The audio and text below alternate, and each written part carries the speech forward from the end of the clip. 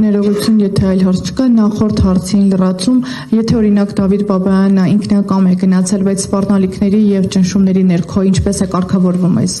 իրավիճակը։ Այստեղ այդ ինքնակամությունը պետք է պայմանականության մեջ ընկալենք, քանի որ ողջ տարածքը վերահսկվել է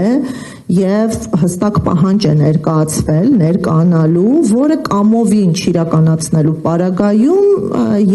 ենթակա էր հարկադիր կատարման հնարավորությունների գոյության պայմաններում, այսինքն պարոն Բաբայանի համար կանխատեսելի է եղել,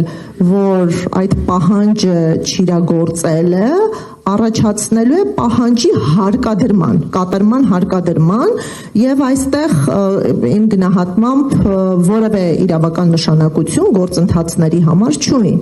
Նույնիսկ եթե կամովին է ներկայացել, միևնույն է դատական ակտերի իշխանության որոշումների հիման վրա է, որ նա այս պահին գտնվում է անազատության մեջ։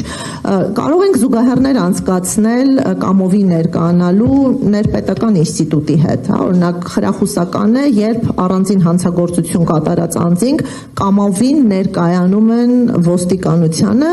եւ հետագա գործընթացներում սա կարող է հաշվի առնվել պատասխանատվությունը կամ պատիժը մեղմացնելու համար, բայց սա արարքը բացառող չէ